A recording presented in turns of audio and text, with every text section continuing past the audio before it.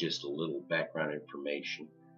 Siebe-Gorman and Heinke were rivals for about 100 years, and they finally merged in 1962. The new Siebe-Heinke company decided to go ahead and use the Heinke mouthpiece on their 1963 Mistrals. And of course, they changed the label, as it says in the information there. And here it is, the blue and cream colored label on a very minty, well-chromed 1963 Mistral. And here's the mouthpiece. It's rather strange. They have what we would call a reverse mouthpiece. The mouthpiece hose is approximately 45 degrees towards the front on each side. And that's surprisingly comfortable. I was rather amazed. Right here is the X-ray view, technical view of the top can and, of course, the main body with its submersible pressure gauge line coming through. The one I have is a third generation. There were 6 generations in total. They were all heavily over-engineered and wonderfully chromed. And here's a side view of mine showing that submersible pressure gauge line going into the exterior port on the back of the reg. And coming up here is a top view. Now that chrome is all original. There was no verdigris or anything. It was absolutely loved, or it was dove very little. It has a very monstrous yoke, a la Sherwood. It's about a 3,500 psi yoke, and you can see in the upper right corner there, that is the submersible pressure gauge port. That is not a hookah port, folks. They also used a screw in, a four-shank screw to secure the internals over the center filter. That's the spring in the HPC. There's the top of the can with a still flexible duckbill. I used that duckbill. It's absolutely wonderful condition. They had some problems with their heavy disc-shaped diaphragm that they tried to address in the 5th and 6th generations. I just used a new silicone diaphragm from a finished double hose, and it worked rather well. Now here's the regulator as I took it apart. So you notice it has strings attached to the nicely machined horn hookups. I've replaced them with something much beefier. Here's the reg after it's been rebuilt. I use VDH mouthpiece straps because, believe it or not, the original metal ones were frail. I was surprised. For the horn hookups, I used clamps from an M1 Abrams tank water cooling system, which are very beefy, and lined them with a little bit of extra rubber to give them a little bit of extra suspension. And this sort of goes along with the over-engineering theme of the regulator anyways.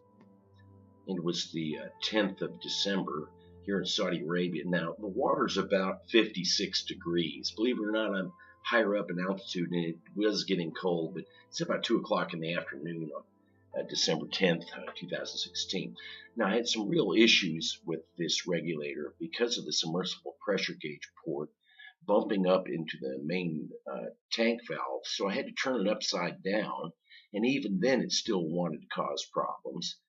So what I ended up doing is using a banjo fitting to get the nozzle far enough out to where I could get a good seal on the tank. That's why it's upside down here.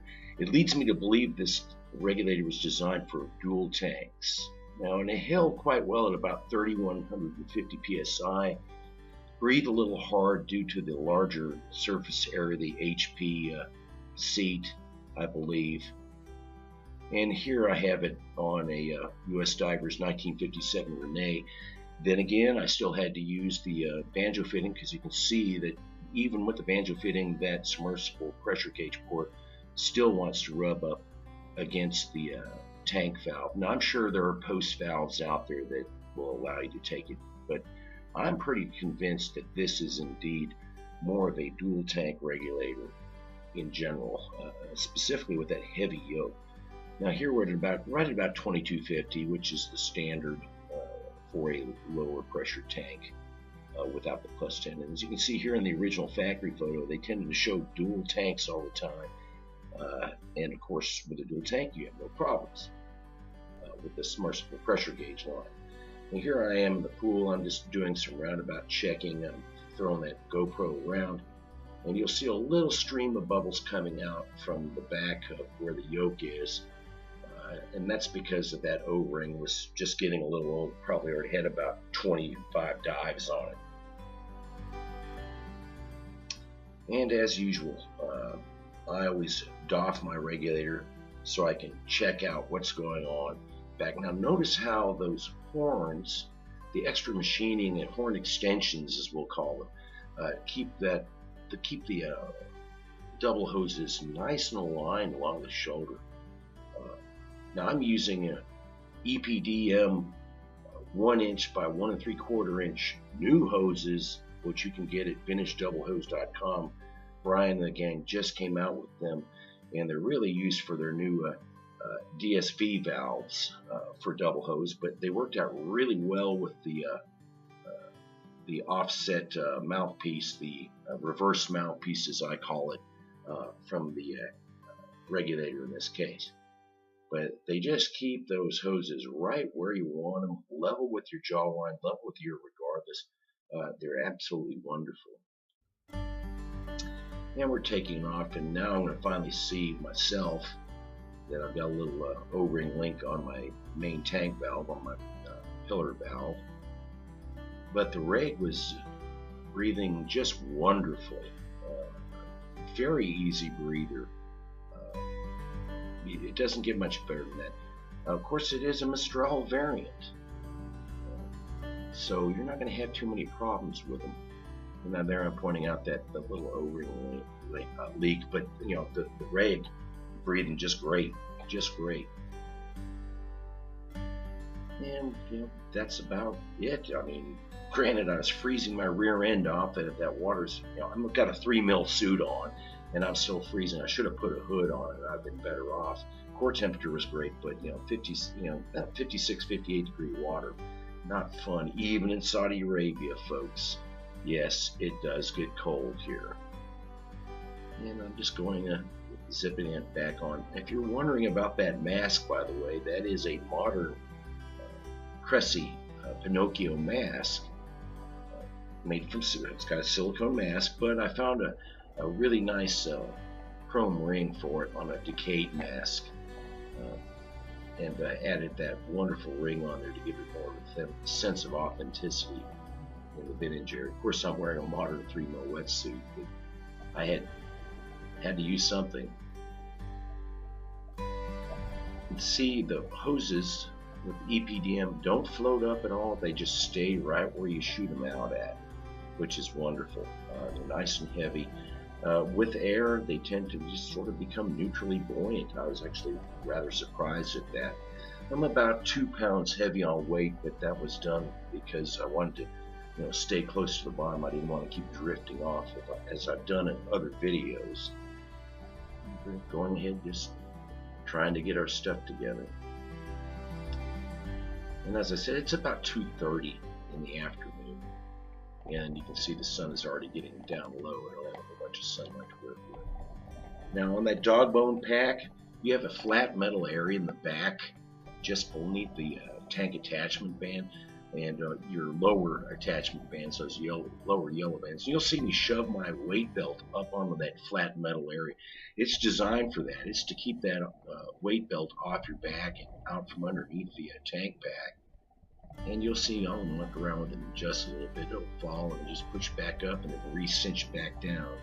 I guess I should have turned face downward to do it. That's what I usually do. But you do a little check there and make sure it's clear. And we're done.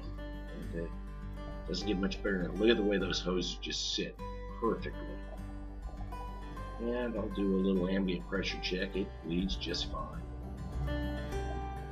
Tilt your head to the left in this case and blow out. Didn't have any leaks, didn't have any water coming in, probably due to the fact that I used these M1 tank water clamps on the horns themselves, hose clamps on the hose themselves. Breathed absolutely wonderful. Take it around for a little spin. Double check the horns don't interfere. As long as you have that tank placed right and that regulator is down in between your shoulders, you're not going to have any problems with your head banging into it. What I do is always, when I put the tank on the surface, I always crane my head to the back to ensure I don't hit the reg. Absolutely wonderful breather. Do a little last minute check here. Everything looks good. I'll do a little check here on my submersible pressure gauge. Activate my reserve valve. Do a reserve valve. You can see it's operating like normally. The reserve is in the upper non-reserve position, and it's taking them out about 300 psi. I'll go ahead and activate my reserve valve here in a second. Just clunk. It was a little slow because that's some cold water. That old valve is used to being in the nice 85-degree water of the Red Sea. You can see here now it's activated. The reserve mechanism is now static, and the submersible pressure gauge dial is not moving. And don't get much better than that. I'll go ahead and shove her back up into the non-reserve position. Double check, see if I've got function, make sure that I can see my submersible pressure gauge dial move when I breathe. Yep, right at about 300 psi as it moves. So every time you breathe, it's going to drop it down. And we're done. Absolutely wonderful regulator. A lot of fun to rebuild. Just a little bit more experience in the wild world of regulators. And I'm pointing because it's freezing. I want to get the hell out of there. It only take about 20 minutes even with a wetsuit. And look at how those hoses just glide like an aerofoil or hydrofoil in the water. They don't move very much. And I think it's that combination of the angle towards the front and the EPDMs plus the way those machine horns are. And as I get up here, I think I just say, wow. When I come out, wow.